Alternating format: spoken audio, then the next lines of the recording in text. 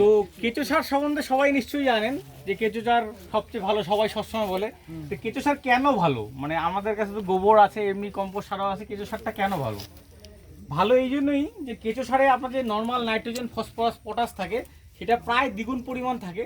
শুধু এইটাই না, এর মধ্যে কিন্তু অ্যান্টিবায়োটিক্স থাকে, মানে গাছে যেমন আমরা যেমন জ্বর হলে অ্যান্টিবায়োটিক্স খাই, তো এর মধ্যে কিন্তু গাছের অ্যান্টিবায়োটিক্স থাকে যেটা গাছের রোগ প্রতিরোধ ক্ষমতাটা বাড়ায়।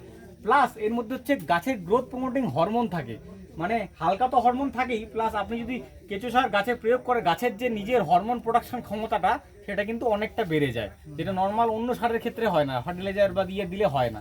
তো এই জন্য এইসব ওভারঅল অ্যান্টিবায়োটিক্স, হরমোন প্লাস দ্বিগুণ পরিমাণ ইয়ের জন্য, আর যেহেতু এটা 100% অর্গানিক, এর কিন্তু ফলনটা নর্মালি অন্যান্য ইয়ের থেকে অনেক ভালো। এটার গুণাগুণটা আপনি নিজেই দেখবেন, বাড়িতে যদি ফুলের গাছ থাকে আপনি একখানে নর্মাল গোবর দিবেন আর একখানে কেঁচো সার দিবেন, কেঁচো সার যেখানে দিবেন দেখবেন সেখানে ফুল বেশি আসতে আর ফুলগুলো অনেক উজ্জ্বল।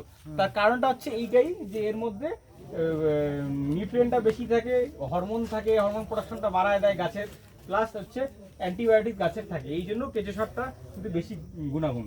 এটা করতে গেলে কি করতে হয় আপনারা অনেকেই জানেন, হয়তো অনেকে জানেন না, সবার জন্য আমি বলে দিচ্ছি। এরকম টাইপের পিট দরকার, অথবা আপনি ওইরকম মানে প্লাস্টিকের পিট কিনতে পাওয়া যায় মার্কেটে, সেরকম করতে পারেন মোটামুটি 2 থেকে 2.5 ফুট। সেখানে আপনার যেটা শুকনো খড় যেমন রাইস স্ট্র অথবা কচুরিপানা, বা আপনাদের গ্রামে গেলে প্রচুর পরিমাণ পাওয়া যায়, বা কলা গাছের বডিটা কিন্তু ইউজ করা যাবে না, পাতা, ওটা কম্পোস্টের ক্ষেত্রে ইউজ করা যাবে, কিন্তু কেঁচো সারের ক্ষেত্রে বডি ইউজ করা যাবে না, ফাইবারটা অনেক বেশি ইয়ে ক্ষতি হবে কেঁচোর। আমরা তো ওই কেটে কেটে নিয়ে পচাই নিতে হবে, পচায় যদি নেন তাহলে ঠিক আছে।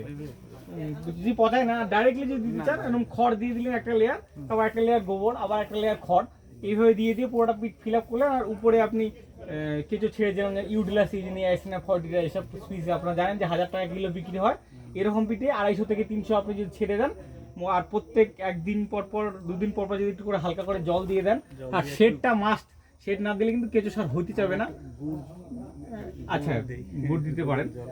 তো দিয়ে যদি আপনি 2 থেকে 3 মাসের মধ্যে দেখবেন দানা দানা এরকম উপরে হয়ে আসছে, আপনার কিন্তু রেডি হয়ে যাবে। ঢেকে দিতে হবে, বস্তা দিয়ে ইয়ে করা যায়। হ্যাঁ হ্যাঁ হ্যাঁ, বস্তা দিয়ে ঢেকে দিতে হবে। বস্তা দিয়ে ঢেকে দিলে কি আপনার ময়েশ্চারটা বাড়ায় যাবে না হুট করে। এই যে জলটা দিচ্ছেন তাহলে আপনার ডেইলি জল দিতে হবে না।